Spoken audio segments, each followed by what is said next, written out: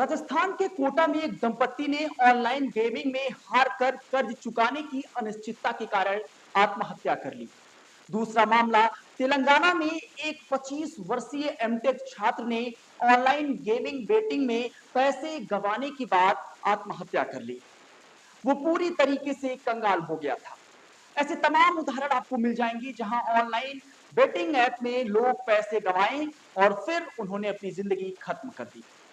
लेकिन अब सरकार एक ऐसा बिल लेकर आई है जो ऑनलाइन गेमिंग पर नकेल कसने के लिए ही है। Online gaming bill 2025। ये बिल कल ही लोकसभा में पास हो गया है और ये रियल मनी गेमिंग को पूरी तरह बैन कर देगा। मतलब सीधा है कि आप रियल पैसे लगाकर कोई भी गेमिंग प्लेटफॉर्म से गेम नहीं खेल सकते। पर क्या ये अच्छा है या बुरा? चलिए आपको समझाते हैं।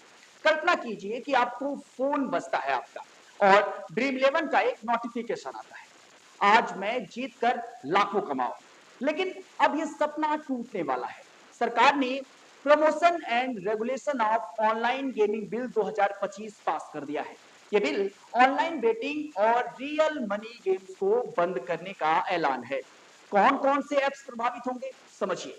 Dream Eleven, My Eleven Circle, MPL, rummy app, poker games, ये तमाम ऐसे ऐप जहां पर पैसे लगते हैं वो सारे ऐप अब बंद हो जाएंगे।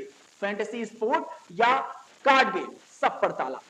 20 अगस्त 2025 को लोकसभा में 22 वोट से पास हो गया है ये बिल। अब राज्यसभा और राष्ट्रपति की मंजूरी बाकी है, लेकिन ये एक बड़ा कदम है। सरकार क्यों कर रही है ये? दरअसल सरकार इसलिए ये कर रही है क्योंकि online gaming addiction, money laundering और सोशल हार्म्स को रोकना चाहती है सरकार। सरकार ऑनलाइन गेमिंग में क्रिप्टो करेंसी का भी कह रही है कि इस्तेमाल होता है, जिससे कोई शख्स कहां से पैसा लगा रहा है इसको ट्रेस करना बहुत मुश्किल हो जाता है। लेकिन सरकार इसी पर नकेल कसने के लिए ये बिल ला रही है। ऑनलाइन गेमिंग से आतंकी गतिविधियों को भी बढ़ावा मिलता है, लेकिन अब इन चीजों पर अंकुश लगने के बाद देश की सुरक्षा में एक बड़ा कदम इसे माना जा रहा है। आंकड़े चौंकाने वाले हैं दोस्तों। हर साल 45 करोड़ लोग रियल मनी गेमिंग में 20,000 करोड़ रुपए हारते हैं। यह ड्रग्स से भी बड़ा इश्यू बन गया है। यह कहना है आईटी मिनिस्टर अश्वनी वैष्णव का। वैन से 15,000 से 20,000 करोड़ रुपए का रेवेन्यू लॉस होगा, क्योंकि 2023 से 28% जीएसटी लग रहा था।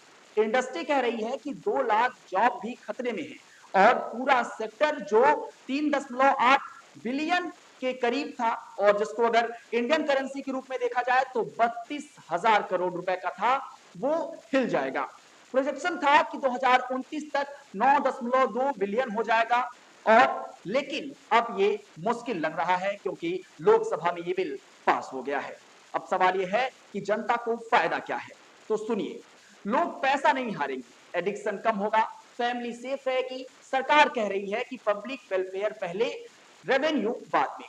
प्लस बिल ई स्पोर्ट को प्रमोट करेगा, जहां स्किल बेस्ड गेमिंग बिना पैसे के होंगे, जैसे पबजी या फ्री फायर टूर्नामेंट्स। ये इंडस्ट्री को हेल्दी बना सकते हैं।